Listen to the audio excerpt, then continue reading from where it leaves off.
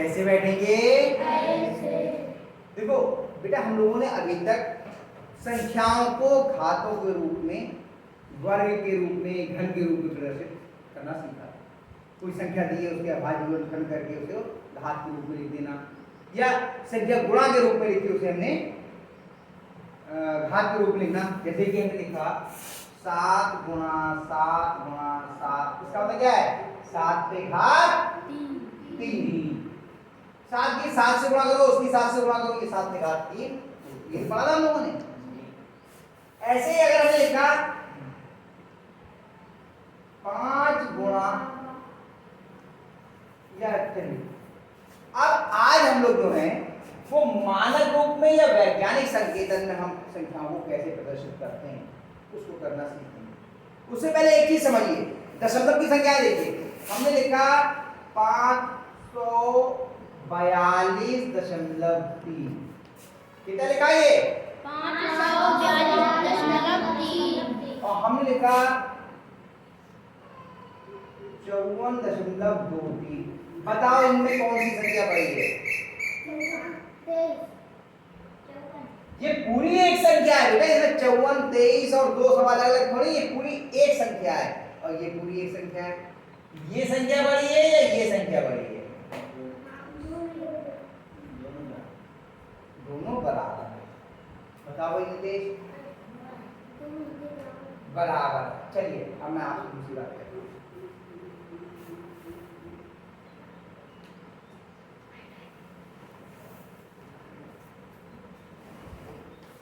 इसका मतलब हुआ 10.50। ये लिखा है 1.05। ये तो लिखा है जी। यही संख्या है, केवल अंक का 1 जीरो हटा दिया है, यही तो है। इसका मतलब 10 रुपए 50 पैसे। इसका मतलब 1 रुपया 5 पैसे। अब बताओ जरा कौन सी बड़ी? दोनों बराबर है। ये है 10 रुपया 50 पैसे और ये 1 रुपया 5 पैसा। बताओ कौन बड़ा है? 10 रुपया 50 पैसा। 10 रुपया 50 पैसा। ये 542 रुपए 30 पैसे और ये 54 रुपए 23 पैसे। अब बताओ कौन सी बड़ी है? 542 रुपए 30 ये पैसे। बड़ी है और ये छोटी है। तो कैसे पहचानते हैं दशमलव की संख्याओं में बड़ा छोटा? पहले देखते हैं दशमलव के इधर वाली संख्याओं में कौन सी बड़ी है। दशमलव के इधर वाली, दशमलव के इधर इसमें कितने हैं? 542। इसमें दशमलव के इधर कितने हैं? 54। तो कौन सा बड़ा है? 542। ये बड़ी हो गई। इसमें इधर किसकी बड़ी है? ये। अगर मान लो इधर दोनों की बड़ी बराबर होते 23.75 और ये होता 23.14। अब बताओ कौन सी बड़ी है? 23 तो बराबर है। फिर देखते हैं दशमलव के बाद कौन सी बड़ी है। फिर देखते हैं दशमलव के बाद इसमें कितना 7 5 और इसमें कितना 1 4 7 5 बड़ा हो गया। ये बड़ी और ये बात समझ में आई? जी। इसको देख के हमें क्या लगा कि दशमलव अगर इधर हटता है बाईं ओर तो संख्या का मान कम हो जाता है और अगर दशमलव दाईं ओर हटता है तो संख्या का मान बढ़ जाता है। कितनी बातें समझ में आ गई? जी। पक्का? पक्का। एक दो चीजें और समझते हैं। हमने लिखा 76 की 10 से गुणा करेंगे तो क्या होगा? अंत में क्या करेंगे? एक शून्य लगा देते हैं। ये तो करते हैं जी।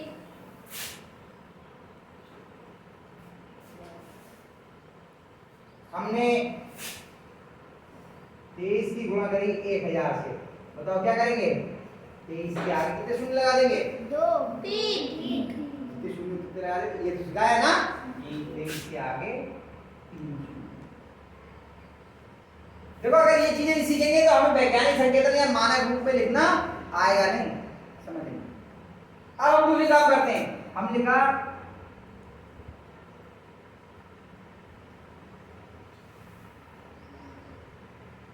53.76 की 10 से गुणा करिए।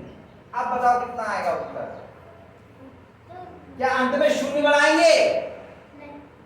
दशमलव के बाद शून्य बढ़ाने से कोई फर्क नहीं पड़ता।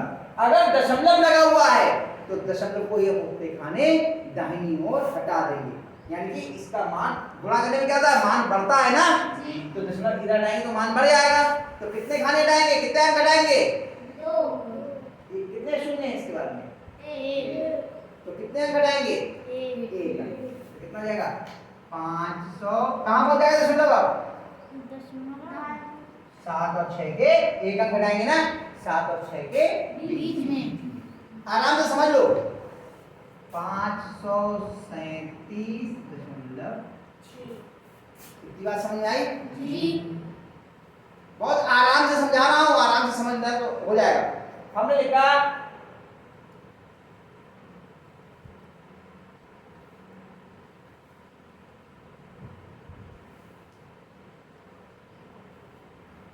425.3 लिखा है। गुणा कितने से करनी है? 1000। गुणा आप ऐसे भी कर सकते हो, लेकिन यहाँ पे हमें सीधे गुणा करना बता रहे हैं। एक के आगे शून्य शून्य, तो हम कैसे गुणा करेंगे?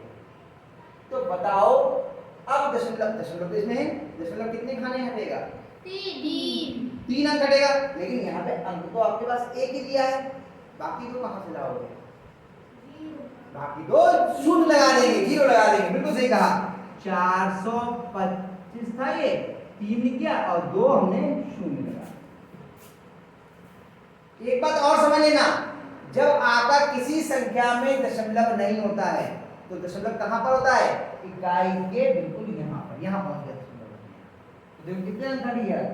1 2 3। आई बात समझ में? मेरी बात समझ में आ रही है? कोई परेशानी तो नहीं है? 0.0036 गुणा 100। बताओ दशमलव कितने अंक हटेगा? 2 किधर? दाहिनी ओर। तो कहां पहुंच जाएगा? 36 के 3 और 6 के बीच में 0 0 3 के शुरुआती हो गई। वो कह रहे 0 और 3 के बीच में, आप कह रहे 3 और 6 के बीच में। जरा गिनो अंक, कितने अंक हटना है? 2। गिनो जरा इसके अंक 2। 1 2। इसके बाद भी पहुंचेगा तो कहां पहुंच जाएगा? 0.06। 2 घट गया। और शून्य से पहले इधर बहुत ज्यादा शून्य लगाने की आवश्यकता नहीं है, उनका एक ही शून्य का अशून्य को दे। और इसके बाद में शून्य का भी कोई महत्व नहीं होता है, इसकी कोई वैल्यू नहीं होती। सार्थक अंकों में हम लोग बड़े क्लास में जाएंगे तो पढ़ेंगे, अभी आपको आवश्यकता नहीं है। इतनी बात समझ में आ गई? पक्का? गुणा की इतनी बातें क्लियर हो गई। यानी गुणा करने में मान क्या होता है? बढ़ जाता है। अब भाग का सीख लेते हैं। भाग थोड़ा आसानी से सीख लेंगे, जल्दी सीख लेंगे लोग। ये मिटा दूं, ये समझाने के लिए है। ये मिटा देता हूं। जरा भाग में देखते हैं हम लोग। हमने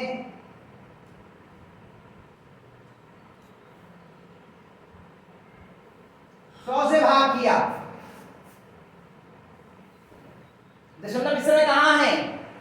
दशमलव इस समय है नहीं है। जब नहीं होता तो कहां होता है? इकाई के दाहिनी ओर, यानी इस स्थान पर है। अब 100 से भाग करने में क्या होगा? भाग करने में मान घटता है तो दशमलव किधर हटाएंगे? बाईं ओर।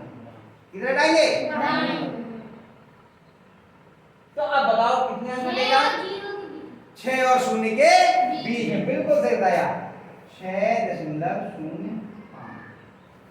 क्लियर हो गया? जी हमने पता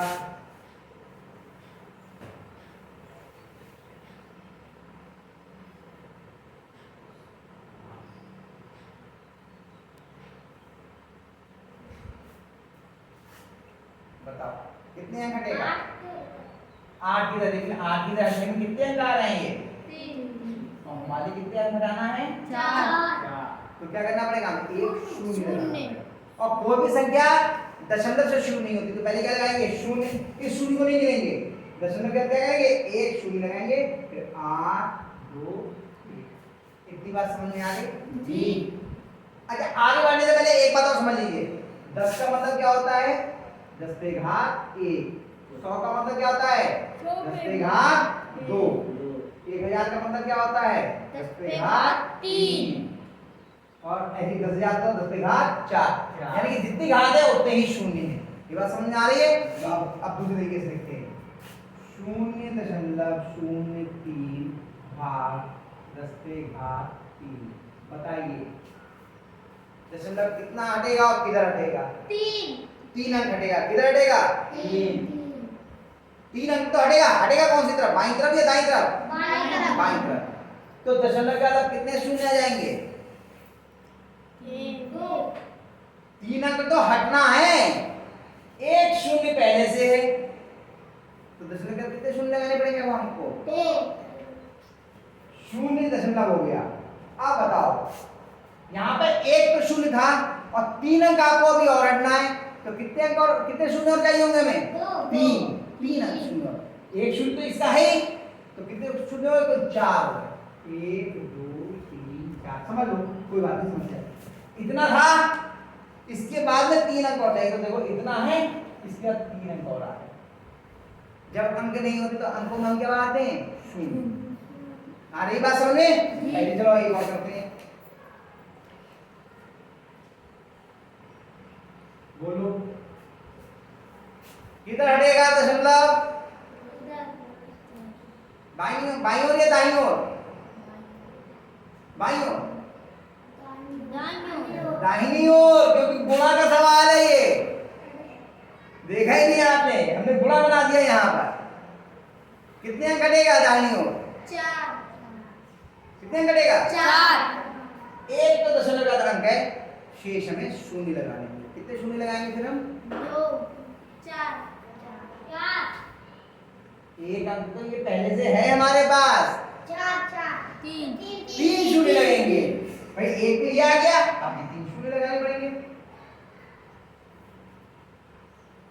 अभी तो 4 अंक हट गया, तो यहाँ था, यहाँ पर था, यहाँ पर।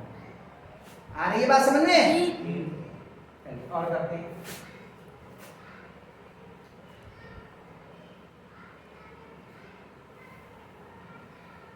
बताओ दशमलव कितने खाने हटेगा, कितने अंक हटेगा और किधर हटेगा? 3। किधर हटेगा?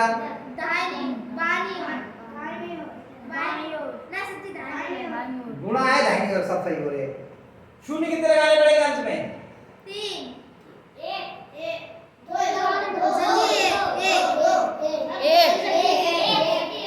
कोई बात। हाँ बता। 1 2 तो दशमलव के बाद अंक है ही, जो बाकी बचे उतने शून्य, जितने बाकी बचे उतने शून्य। आ रहा है बेटे समझ में? तो कितने हो गए?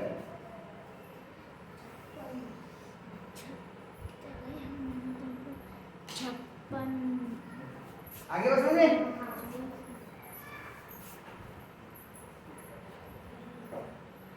समझिए बेटा? तो अभी पहले ये उतार लो, उसके बाद फिर वैज्ञानिक संकेतन में करना बताऊंगा, क्योंकि पहले ही दिन बताऊंगा तो आपको अभी समझ में नहीं आएगा। पहले इन सबको उतार लो, तब आप समझ लो, ठीक है?